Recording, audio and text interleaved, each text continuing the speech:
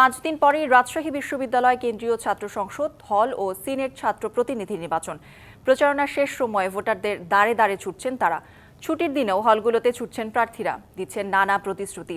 দর্শক, রাজশাহী বিশ্ববিদ্যালয় এবং চট্টগ্রাম বিশ্ববিদ্যালয় কেন্দ্রীয় ছাত্র সংসদ ও হল সংসদ নির্বাচনের খবর জানবো।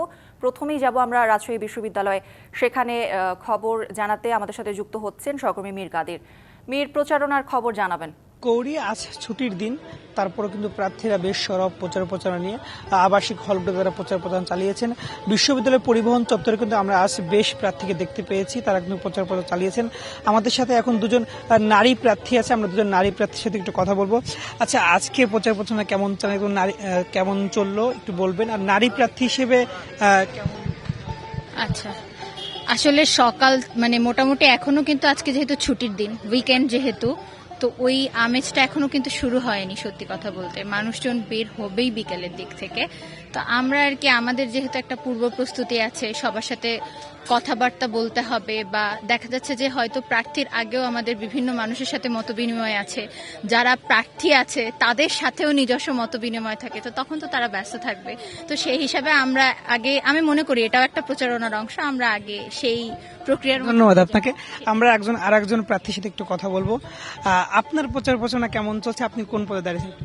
আলহামদুলিল্লাহ, আমি মহিলা বিষয়ক সম্পাদক পদে মনোনয়নপত্র তুলেছি।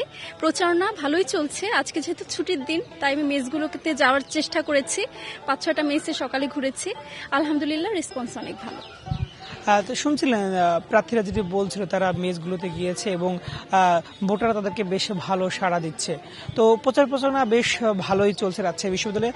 আর মাত্র কয়েকদিন পরেই রাকসু নির্বাচন। তো প্রার্থীরা যেটি বলছেন, তারা আসলে নির্বাচনের দিনের জন্য মুখিয়ে আছেন এবং সুষ্ঠু একটি নির্বাচনের আশা তারা করছেন। মীর, ধন্যবাদ আপনাকে। দর্শক, চাকসু নির্বাচনের খবর জানবো। আমাদের সাথে যুক্ত হচ্ছেন সহকর্মী মুজিবুল হক। মুজিব, ছুটির দিনে প্রচারণার খবর জানাবেন, সেই সাথে জানাবেন যে প্রার্থীদের কোনো অভিযোগ রয়েছে কিনা।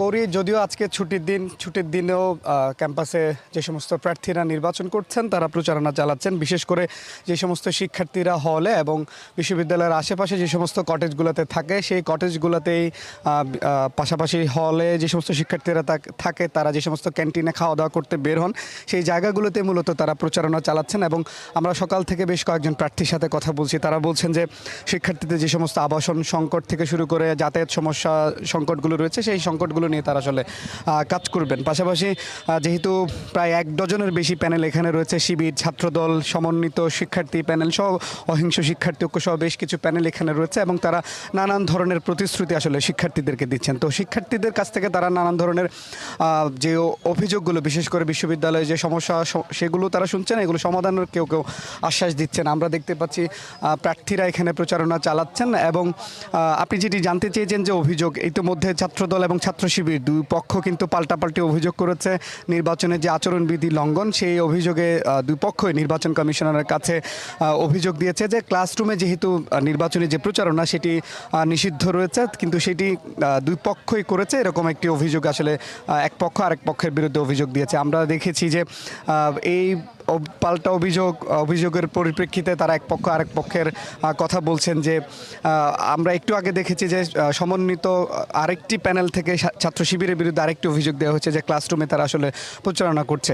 তো সব মিলিয়ে এরকম পাল্টাপাল্টি অভিযোগ আসলে দেখা যাচ্ছে। এর বাইরে যেহেতু প্রায় 3 যুগ পরে এই নির্বাচনটি হচ্ছে, নেতৃত্ব তৈরির যে অন্যতম যে চাকসু, সেটি যেহেতু নেতৃত্ব শূন্য ছিল, সেক্ষেত্রে শিক্ষার্থীদের একটি আগ্রহ, পাশাপাশি প্রার্থী যারা রয়েছেন তাদের মধ্যে এক ধরনের উচ্ছ্বাস আমেজ আমরা দেখতে পাচ্ছি।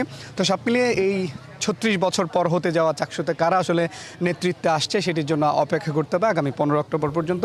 সেই পর্যন্ত নিশ্চয়ই আমরা ধাপে ধাপে বিশ্ববিদ্যালয়ের পুরো ক্যাম্পাসেই প্রার্থীরা প্রচারণা করবেন, ভোটাররা কি বলছেন সেই ব্যাপারগুলো নিশ্চয়ই তুলে ধরতে পারব। নিশ্চয়ই মুজিব, ধন্যবাদ আপনাকে।